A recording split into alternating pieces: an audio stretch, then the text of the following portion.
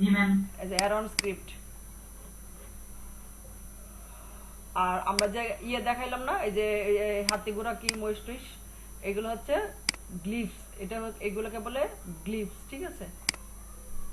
এই যে এগুলো অতিরিক্ত যে অংশগুলো যোগ্য হয় এগুলোকে বলে গ্লিপস, ঠিক আছে।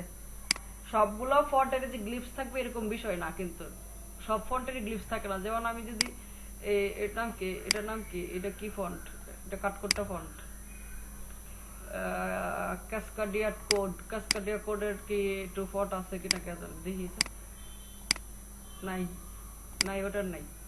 জাস্ট প্রত্যেকটা এই লেটারে ক্লিক করলেই দেখাবে, দেখেন ও কিন্তু ছোট, শুধু জাস্ট ছোটটা দেখাচ্ছে, অন্য ফন্টগুলো দেখাচ্ছে না, ঠিক আছে।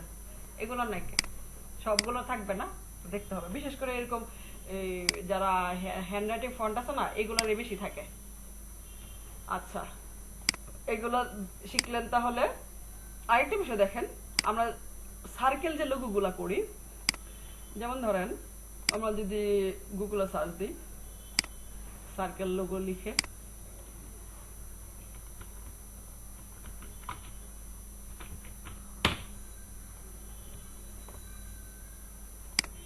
ইমেল দিলেন না, ওই যে শেপের যে ইয়েগুলা নিলেন, ইমেজটা নিলেন, ওইগুলা দিলেন না, হোমওয়ার্ক। ম্যাম আসলে সময় পাইনি অফিসে। আচ্ছা কইরেন, চেষ্টা করেন। জি ম্যাম। এই যে এই টেক্সট লোগোর কিন্তু অনেক চাহিদা, বুঝছে। টেক্সট বলতেছে, এটার নাম কি, সার্কেল লোগোর গুলো অনেক চাহিদা, ঠিক আছে। তো এই সার্কেলের টেক্সট গুলো কিভাবে লিখতে হয়, এগুলো তো ধরেন জিনিসপত্রগুলো আপনি ফ্রি পিক থেকে নিয়ে ডাউনলোড করে কাজ করে ফেলতে পারবেন। তো আমরা প্রপার ওয়েতে, এই যে যেমন সার্কেলের লোগোটা করছে, হ্যাঁ, প্রপার ওয়েতে কিভাবে আমি এই সার্কেলের মধ্যে লিখবো এটা আগে শিখি, তাহলে ওই জিনিসগুলো আপনাদের কালেক্ট করার সমস্যা হবে না। আচ্ছা তাহলে চলেন, প্রথমে আমি একটা সার্কেল নিব, শিফটার অল্টা ধরেছি যেন সোজা থাকে, শিফটার অল্টা ধরেছি। তারপর 3 নাম্বার যেটা টাইপ অন এ পাথ, ঠিক আছে, টাইপ অন এ পাথ। এর আগে আরেকটা জিনিস দেখাই ফেলি, এটা যে আপনার সবসময় শেপই কাজ করবে এরকম না, আপনি পেন্টুল দিয়ে যেই করেন না কেন, এঁকে দেন না কেন, ওইটার মধ্যেও কাজ করবে, সবসময় মনে রাখবেন। 3 নাম্বারটা, এই যে 3 নাম্বারটা আপনি এখন যাই লিখেন সুন্দর করে লিখতে পারবেন। আচ্ছা, এখন যেটা দেখাচ্ছি, এখন একটু মনোযোগ দিয়ে দেখেন। আচ্ছা শুনেন, আপনারা এখন পর্যন্ত যা দেখাইছি তাকে সমস্যা আছে কারো? জি না ম্যাম। আচ্ছা চলেন এখন লোগো শুনেন। আমাদের কিন্তু প্রত্যেকটা ক্লাসে একটু একটু করে লোগো টপিক চলে আসবে, ঠিক আছে।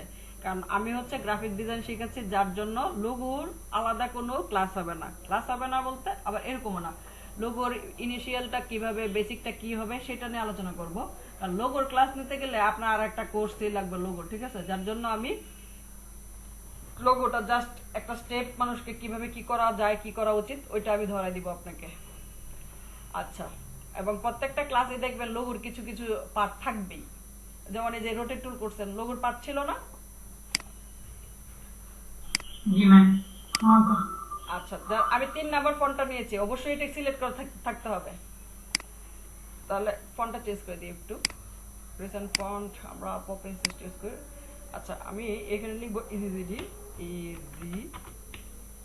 ইজিডি অনলাইন ক্লাস, CLASS, ঠিক আছে। এখন এটা করলাম, আমি একটু মিডল, এটা হচ্ছে অ্যালাইনমেন্ট, ঠিক আছে, প্যারাগ্রাফ থেকে অ্যালাইনমেন্ট, মিডল করলাম। একটু বড় করি, বড় করলে সুবিধা এটা, ঠিক আছে। কন্ট্রোল প্লাস দিয়ে বড় করলাম। আমি ডিরেক্ট সিলেকশনে যাব, এটা সিলেক্ট থাকা অবস্থায় ডিরেক্ট সিলেকশনে যাব, এটা থাকা অবস্থায় ডিরেক্ট সিলেকশনে যাব। কথাটা শুনেন, এটা থাকা অবস্থায়, সিলেক্ট থাকা অবস্থায় ডিরেক্ট সিলেকশন যাব, এটা হচ্ছে আমাদের ডিরেক্ট সিলেকশন। এই দেখেন, এইখানে একটা দিলে একটা মাথা আসে, এটা দিলে একটা মাথা আসে, এটা দিলে একটা মাথা আসে, এটা দিলে একটা মাথা আসে। খেয়াল করতে পারছেন কিনা বলেন?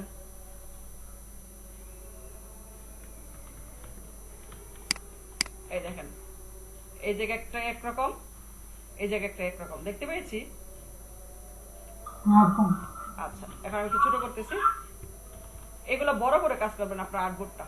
আচ্ছা, জাস্ট এইগুলোতে ডিরেকশন থাকা অবস্থায় জাস্ট একটা ক্লিক করে আপনি ওকে এইভাবে ঘুরে দিবেন। এই যে দেখেন আমার এই, এটা কি কালার, পিঙ্ক কালার আসতেছে, বুঝাচ্ছে যে তুমি এখন সেন্টারে আছো। আর এটা ক্লিক করে এই যে ঠিক আছে, সেন্টার আসলাম। এছাড়া আপনি রোলার দিয়ে নেবেন যদি সেন্টার না বুঝতে পারি। আচ্ছা, এটা লিখলাম। এখন আমরা এই জায়গায় যদি একটা লিখতে চাই, এটা ট্রেকিংটা একটু কমাই দেয়, ট্রেকিংটা একটু বেশি হয়ে গেছে। আচ্ছা থাক, এটা যদি এটার মধ্যেই আমরা করতে পারবো, কিন্তু আপনাদের যদি একটু কষ্ট হয় এই জন্য আমি কি করি জানেন, এটা একটা কপি নিয়ে নিই, আমি অলটা ধরে কপি নিয়ে নিই, ডাবল ক্লিক করলাম। ডাবল ক্লিক করার পরে কি লিখতে পারি, অনলাইন ক্লাস না, আর কি লিখতে পারি, KSI data research, data research, research SEARCH। আচ্ছা ধরুন এতটুকুই। এখন এটা কিন্তু নিচের দিকে হবে তাই না, ডিরেক্ট সিলেকশনে গেলাম, আপনার দুই দিকে দুই মাথা আছে, আরেকটা দেখেন মাঝখানে, এই মাঝখানটা জাস্ট ক্লিক করে এই উপর দিকে উঠাই দিব। আচ্ছা উপর দিকে উঠাইলাম, এখন দুইটা সিলেক্ট করলাম, দুইটা সিলেক্ট করে এই যে অ্যালাইন অ্যালাইন অ্যালাইন। এখন আমার কিন্তু এটা ইলিপসের মতো হয় নাই। তাহলে এই কে আছে ডাটা রিসার্চটা আছে না, এটা টেক্সট টুলটা কই আমাদের, কন্ট্রোল টি দেই, কে আছে ডাটা রিসার্চটা জাস্ট এদিক থেকে নিচে নামাই দিব, মাইনাস করে দিব, সরি মাইনাস করে দিব, প্লাস হয়ে গেছে, জাস্ট এটা থেকে বের করে দিব। এখন দেখেন তো ইলিপসটা হয়েছে কিনা। তবে তবে এবং তবে আমি ধরেন এটা ফাইনাল হয়েছে, আমার এটা ফাইনাল হয়েছে, এটা এইভাবে রেখে দিব। অলটা ধরে আমি ক্লিক করতেছি, দুইটাই সিলেক্ট করা আছে, রাইট বাটন ক্লিক করে কই ক্রিয়েট আউটলাইন করব। টেক্সটকে যখন আমি ফাইনাল আউটপুটে দিব, টেক্সটকে যখন আমি ফাইনাল আউটপুটে দিব, ফাইনাল হয়ে যাবে যখন আমি বাইরকে দিব, আমি টেক্সট সিলেক্ট করে ক্রিয়েট আউটলাইন করে দিব। টেক্সট সিলেক্ট করে কি করে দিব, ক্রিয়েট আউটলাইনটা করতে, ক্রিয়েট আউটলাইনটা করতে কে আনছি, ওই যে রাইট বাটন ক্লিক করে রাইট বাটন ক্লিক করে ক্রিয়েট আউটলাইন জাস্ট ক্লিক করলাম। এখন এটা সুন্দরভাবে শেপে পরিণত হয়ে গেছে। এটার কারণ হচ্ছে ধরেন, সরি কন্ট্রোল জেড, এটার কারণ হচ্ছে এই যে আমি যে ইয়েটা আমার যে এটার নাম কি পপিন্স, পপিন্স যে ফন্টটা আমি নিছি, এই ফন্টটা ধরেন আমি মৌসুমীর কাছে পাঠাচ্ছি, মৌসুমীর কি গ্যারান্টি দিতে পারবে যে মৌসুমীর কাছে পপিন্স ফন্টটা আছে? এরকম তো নাও থাকতে পারে, কিন্তু বাইরে তো আর গ্রাফিক ডিজাইনাররা সব ফন্ট ওরা নিয়ে বসে থাকবে। তো আমি যদি কখনো কোনো ফন্ট ওকে দেই, ওর ফন্ট যদি না থাকে তখন এই জিনিসটা ঝামেলা করবে, ঠিক আছে, মানে দেখা ব্ল্যাঙ্ক দেখাবে। এখন আপনি আপনার সুন্দর করে এই যে স্টার স্টোর দিয়ে কাজগুলো করবেন।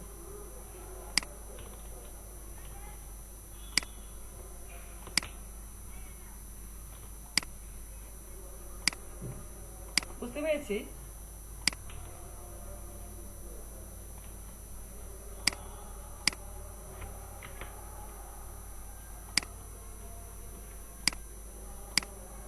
কন্ট্রোল জি ফর কি হইছে, কন্ট্রোল জি দিছি কি হইছে, কন্ট্রোল সি কন্ট্রোল এফ দিছি কি হইছে, control C copy, control F, হ্যাঁ এটা মনে নাই, এই কন্ট্রোল সি কন্ট্রোল এফ এ কি হইছে, কপি পেস্ট, হ্যাঁ কপি পেস্ট, পেস্ট কিন্তু ফ্রন্টে, এফ মানে হচ্ছে ফ্রন্টে পেস্ট, ঠিক আছে। এখন তো ভাই আপনি কিভাবে ডিজাইন কি করবেন এটা আপনার বিষয় তাই না, কিন্তু আসল জায়গা হচ্ছে খেলাটা হচ্ছে এই জায়গায় আপনি কিভাবে, আর হচ্ছে এমনি কিন্তু আমি কিন্তু ধরেন একটা যে নিছি এটার মধ্যেই কিন্তু আমি টেক্সটটা ঢালতে পারতাম, কিন্তু অনেকে আছে ইনিশিয়াল স্টেজে ওদের কি হয় একটু সমস্যা হয়, আমি ধরেন এভাবে কিন্তু লিখতে পারতাম, ঠিক আছে।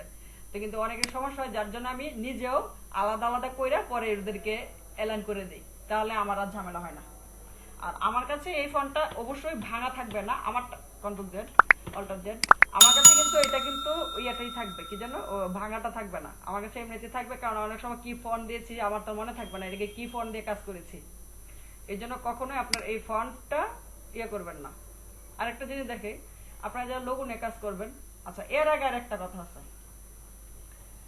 আমরা অনেকে জানেন বাংলাদেশে বেশিরভাগ ইলাস্ট্রেটর সহজ, তো ইলাস্ট্রেটর শিখে ইউটিউব দেখে, তো ইউটিউব দেখে ইলাস্ট্রেটর শিখে পরে কি করে জানেন, ওরা লোগো ডিজাইনার হয়ে যায়, ঠিক আছে। আমি যারা এত বছর ধরে কাজ করতেছি এখনো লোগো ডিজাইনার হিসেবে পরিচয় দিতে আমার লজ্জা লাগে, কারণ আমার মনে হয় আমার এখনো অনেক শিখা বাকি। কিন্তু আমি কিন্তু অনেক প্রজেক্ট করছি, বাংলাদেশ বলেন, ইন্ডিয়ান একটা কোম্পানিতেও জব করছি ফিনান্সার হিসেবে। তারপর ফাইবারের যে লাস্ট যে অ্যাকাউন্টটা হয়েছে এটার মধ্যে প্রায় আমি ধরেন 100-র মতো কাজ করছি। তারপর হচ্ছে এই লিঙ্কডিনে আমি অনেকগুলা কাজ করে দিচ্ছি, মানে আমি লোগো অনেক কাজ করছি, ঠিক আছে। তবু আমার লোগো ডিজাইনার হিসেবে বলতে এখন আমি ভয় পাই। আমার কাছে মনে হয় এখন আমি লোগো ডিজাইনের মতো পরিচয় দেওয়ার মতো না। তো বাংলাদেশে একটা টেন্ডেন্সি দেখছি, ওরা ইলাস্ট্রেটর শিখে লোগো ডিজাইনার হয়ে যায়। আপনারা যারা এদিকে লোগো ডিজাইনার হইতে চান সমস্যা নাই, ইউ আর ওয়েলকাম। কিন্তু আমার একটা কথা হচ্ছে, একটু কথাটা শুনবে, সেটা হচ্ছে প্রথমে প্রিন্ট আইটেমের ইয়েগুলা করবেন, প্রজেক্টগুলো করবেন। কারণ এই প্রিন্ট আইটেম প্রজেক্টগুলো করতে করতে আপনাদের গ্রামারগুলো শেখা হবে, ট্রিক্সগুলো শেখা হবে, টুলসগুলো আপনার ইয়ে হবে, এই ইজি হয়ে যাবে। টুলসগুলো কখন কিভাবে, টেকনিকগুলো কখন কিভাবে ইউজ করতে হয় এগুলো শেখা হয়ে যাবে। কিন্তু আপনি যদি প্রথমেই লোগো ডিজাইনার হয়ে যান, ভাই পারবেন না। আর লোগো ডিজাইন মানে হচ্ছে আপনার একটা চিন্তা ভাবনা, যে আমি এই লোগোটা একটা কোম্পানির লোগো করতেছি, আমি আসলে লোগো বিক্রি করি না, একটা ডিজাইন বিক্রি করি না, আমরা একটা ভাবনা বিক্রি করি। কথাটা কি বুঝতে পারছি বলেন তো? জি। কথাটা কি সত্য না মিথ্যা, এটা বলেন আগে। সত্য। আর অন্যরা কি বুঝতে পারছেন? ইমেলে তো বুঝতে পারছেন, অন্যরা কি বুঝতে পারছেন লোগো মানে একটা গল্প? ঠিক আছে, একটা একটা লোগো মানে হচ্ছে একটা গল্প, মিনিং থাকতে হবে। আপনার কোম্পানির সাথে এটা যেতে হবে। কেন এই কালারটা যায়, কেন এই শেপটা দিলাম, কেন আমি রেক্টাঙ্গেল না দিয়ে ইলিপস দিলাম, সবকিছুর মানে আছে, বুঝতে পেরেছি। সো এগুলা আমি আইসাই লোগো ডিজাইনার হয়ে গেলাম, আসলে এটা খুব ভুল ধারণা। প্লিজ এগুলা আপনারা করবেন না, অন্তত আমার স্টুডেন্ট হিসেবে। আপনারা এই যে আমি যে প্রজেক্টগুলো করতেছি, ফটোশপ যেমন মুখস্থ হবে, ফটোশপটা শেষ করলে ইলাস্ট্রেটর এইভাবে আমি প্রজেক্ট করাবো, আপনার ইলাস্ট্রেটর মুখস্থ হয়ে যাবে। দেন আপনি ডিসিশন নিয়েন এগুলো প্রজেক্টগুলো শেষ হলে আপনি লোগো ডিজাইন নিয়ে কাজ করবেন কিনা। এরপরে আমার প্রজেক্টগুলো শেষ হোক, এর আগে আপনারা কোনো কিছু করে নিজেকে বন্দি করে দিয়েন না যে আমি এখন এই লোগো ডিজাইনার। প্লিজ, এটা আমার রিকোয়েস্ট। মানুষ মনে করে কি জানেন, এটা একটু কাটাকাটি শিক্ষা ফেলছি, এটা তো 2 মিনিট লাগে একটা ইয়ে করতে, লোগো বানাইতে, আমি তো লোগো ডিজাইনার। কিন্তু ভাই, একটা লোগো হইতে হলে আপনার গল্প থাকতে হবে, একটা মিনিং থাকতে হবে, তখন আপনি লোগো ডিজাইনার। ঠিক আছে? সো আমার স্টুডেন্ট হিসেবে আমি আপনাদের কাছ থেকে এইসব ইমমেচিউর যে আচরণ, এগুলো আমি চাই না, প্লিজ। তো আরেকটা জিনিস দেখাতে যাচ্ছিলাম, যখন আমরা লোগো ধরেন, আমরা কিন্তু যে কোনো ফন্ট ইউজ করতে পারি না। যারা লোগো নিয়ে কাজ করবেন, আমি আপনাদেরকে ফন্ট দিব, ইনিশিয়াল স্টেজে কি দিয়ে চালানো যায়। যেমন ধরেন আপনি যখন রিয়েল এস্টেটের কাজ করবেন তখন কোন ফন্টগুলো ইউজ করবেন। এখন আপনি রিয়েল এস্টেটের ফন্ট কাজ করবেন, হ্যাঁ, এখন যদি আপনি এটা দেন, এটা কেমনটা হইব? মোটে হইব না। এটা কখন দিব? এখন আমি ফ্যাশন রিলেটেড, বিউটি রিলেটেড যখন কাজগুলো করবো তখন এগুলো দিতে পারি। অন্তত বেসিক সাজটা তো বুঝতে পারছেন। একটা ফন্ট সিলেক্ট করা লোগোর মধ্যে একটা বিশাল বিষয়, ঠিক আছে। তো আপনারা যারা লোগো নিয়ে কাজ করবেন কোনো সমস্যা নাই, আমি আপনাদেরকে গাইডলাইন দিব ইনিশিয়াল স্টেজে। যেমন ধরেন আপনি আইটি লোগো করবেন, ট্যাগের লোগো করবেন, কোন টেক্সটগুলো ইনিশিয়ালি আপনি করতে পারেন, এগুলোর আমার একটা চার্ট আছে, আমি আপনাদেরকে দিয়ে দিব আমার স্টুডেন্টদের। আমি এটা করে সমস্যা নাই, তবে আগে একটু শিখে নেন, ঠিক আছে। তবে যেদিকে করেন না কেন ওইদিকে যেন অনেক ভালো কিছু করেন। আরেকটা বিষয়, সেটা হচ্ছে লোগো যখন আমরা কাজ করি, আমাদের ফন্ট সিলেকশনটা কিন্তু একটা বিশাল ঝামেলার বিষয়। তো এই ক্ষেত্রে দেখেন আমার একটা ইয়ে আছে, এক্সটেনশন আছে, এটা হচ্ছে www.wordmark.it, wordmark.it। হ্যাঁ, ধরেন আমি একটা লোগো করব, লোগোটার নাম হচ্ছে ফ্যাশন, হ্যাঁ, FASHION, এটা আমার কোম্পানির নাম। লিখলাম, লিখার পরে এন্টার দিব। এন্টার দিলে এদিক থেকে ধরেন আমার কম্পিউটার কি কি ফন্ট আছে, আমি তো এখন টানা মুখস্থ নিয়ে বসে রয়েছি না, আমি কি করতে পারি, এগুলো দেখতে পারি যে আমার কম্পিউটার এই ফন্টগুলো আছে, জানেন এইদিকে যা আছে সব আমার কম্পিউটারে আছে, এগুলো দেখাচ্ছে। তো ধরেন আপনি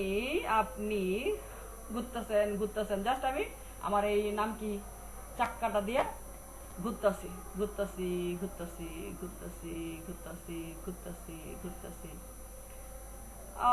কি করতে পারি কি করতে পারি কি করতে পারি, এরকম ভাবে ঘুরবেন। হ্যাঁ, আপনার কম্পিউটার যত ফন্ট থাকবে, সাপোজ আপনার একটা ফন্ট পছন্দ হয়েছে, এই ফন্টটা তো ভালো লাগতেছে, না না না না এটা নেব না, এটা ভালো লাগতেছে, আচ্ছা তখন কি করবেন, জাস্ট ড্র্যাগ করে কপি, এটা হচ্ছে ফন্টের নামটা, নিচেগুলো হচ্ছে ফন্টের নাম।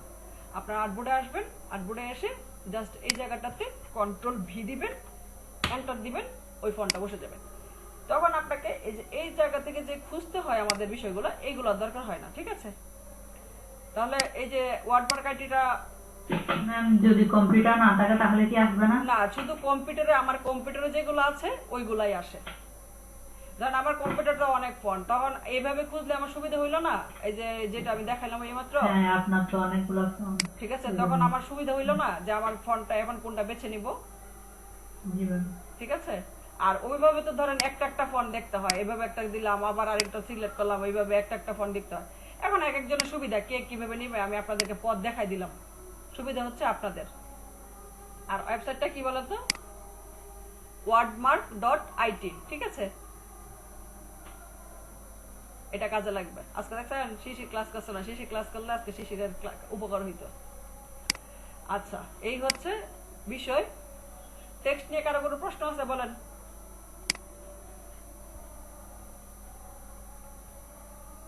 দেখছেন আমি এখন পর্যন্ত কথা রাখছি, কি কথা রাখছি, যে একটা ক্লাসও আপনাদের কঠিন লাগবে না। সো আমি যেহেতু কথা রাখছি, আপনারা কথা রাখবেন। এজ এ স্টুডেন্ট হিসেবে আমাকে প্রমাণ করবেন যে আমাদের যা শিখাইছে ভালো শিখাইছে, এবং আমরা নিজেদের প্রমাণ করব। আর আপনাদের সফলতা মানেই হচ্ছে আমি একজন ভালো টিচার। আর হিমেল, আপনি একটু মনোযোগী হন। আমি চাই কেএসআই থেকে কেউ না কেউ কন্টেস্ট একটা উইন করুক। আর আপনাদেরকে আমি একটা নতুন ওয়েবসাইট আছে, ওইটাতে ইনিশিয়াল স্টেজে অ্যাকাউন্ট করব। আগে ভাবি নাই, এখন একটা স্টুডেন্ট, পুরাতন ব্যাচের একটা স্টুডেন্ট বলতেছে, তো আমি বললাম যে ওদের একটা অ্যাকাউন্ট খুলে দিব না, আপনি ক্লাস করেন। লেজিটের নাম শুনছেন? এটা কিসের ম্যাম?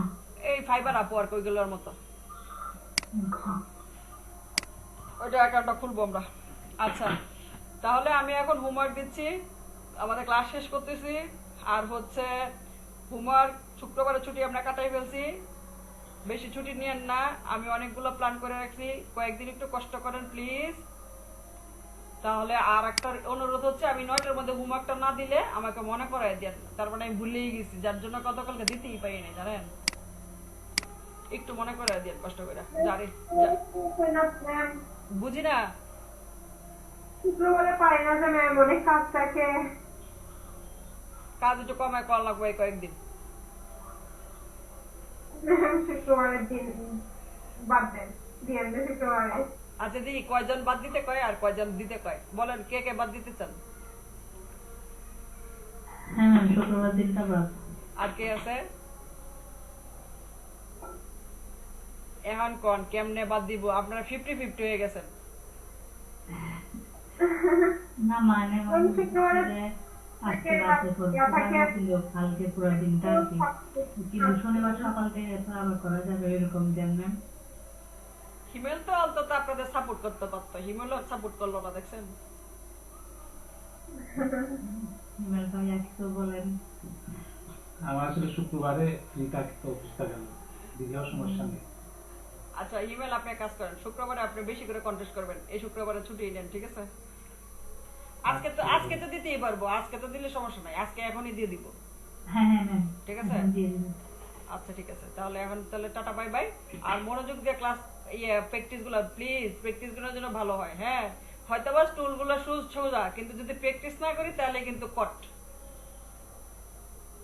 তাই আমার রিকোয়েস্ট থাকবে, প্লিজ প্লিজ প্লিজ করি, আমরা ভালোভাবে প্র্যাকটিস করবো, ঠিক আছে? আর শুনেন, আপনাদের একটা শাস্তি দেই। আপনাদের শাস্তি হচ্ছে, আপনারা কষ্ট করে ইউটিউবে একটু কমেন্ট করেন দু একটা, বুঝছেন? আচ্ছা ঠিক আছে।